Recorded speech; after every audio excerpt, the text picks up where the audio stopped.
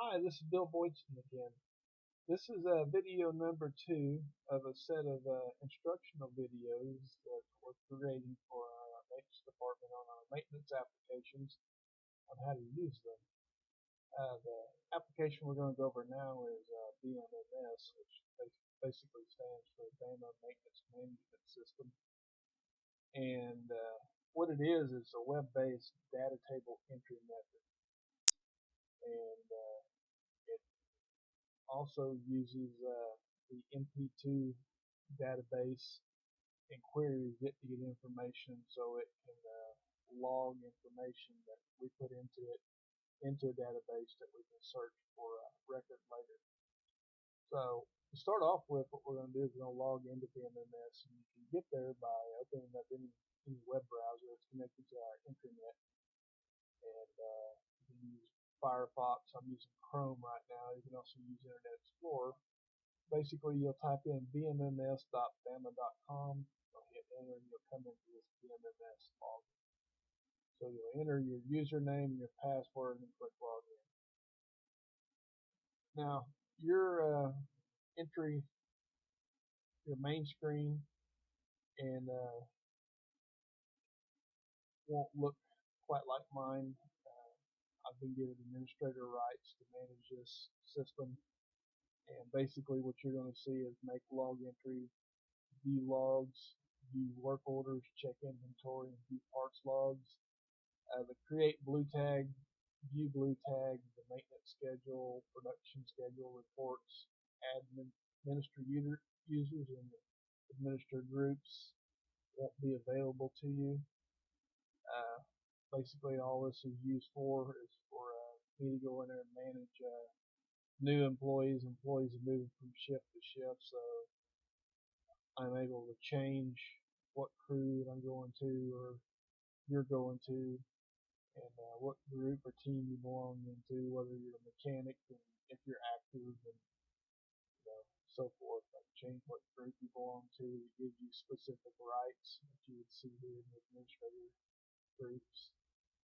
Okay. Most generally, everybody's got normal user. There's a lot of groups in here, and really all anybody needs, because we don't use the full functionality of the MMS. You just need normal users. So, with that being said, we'll go right into the make log entry, which is going to be the main thing that you're using BMMS for. So if you do a work order, or you do a blue tag, or you do any work out on the line, as far as the line call is concerned, you want to make sure and enter it into BMMS for record. Okay. So when you hit log entry, it brings you in, automatically fills your name in, and puts a date timestamp here. You can go back and backlog in this thing if you would like. If something happened earlier in the night, you think time is of essence or date is of essence, you can enter whatever you need in there. So tonight I had a work order to do. Let me open it up here.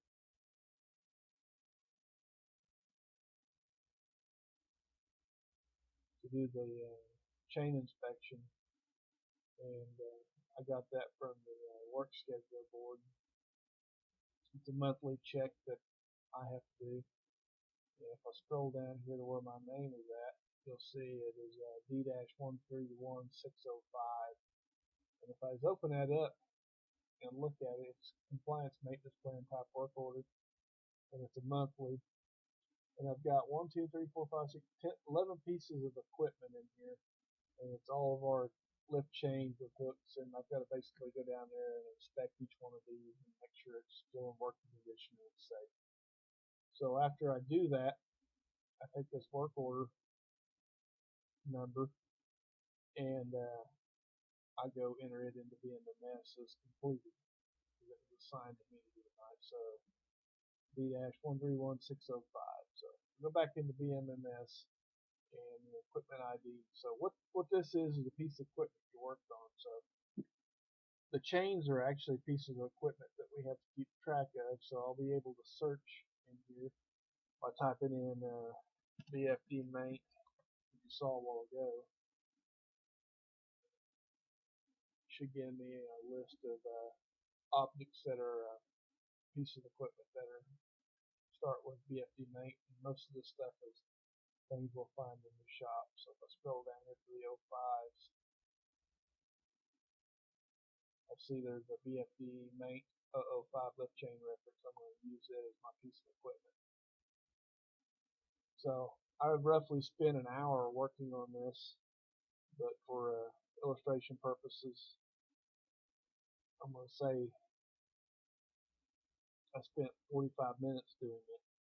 So I'm going to enter 0.75 for my 45 minutes because we're measuring time in tenths of hundredths of an hour. And 15 minutes would be 0.25, half hour would be 0.5, 45 minutes is going to be 0.75. But I actually spent about an hour, so I'm going to put 1 in there.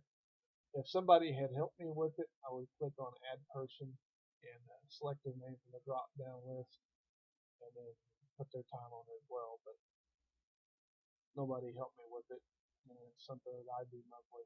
So I'll move on down to the comments. So what I did was a work order, so I'm going to enter a work order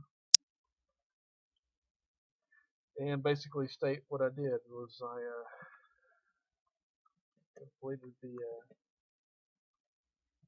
monthly chain inspection.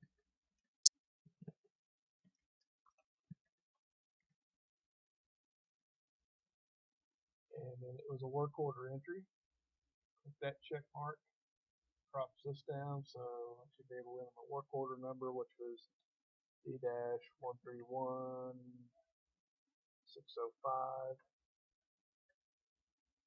and then hit complete because it was done.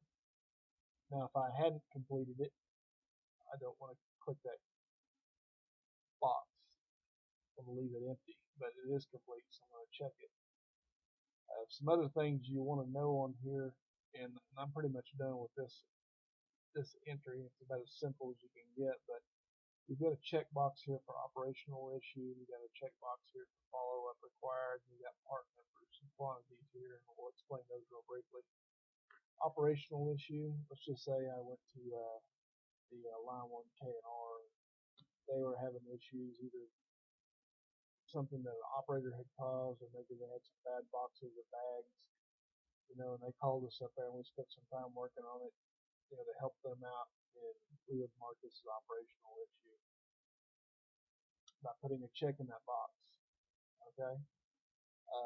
Next down here, follow up required. If I didn't get this complete, I wanted my planner scheduler to know that I need to come back and work on this some more. I would click on follow up required.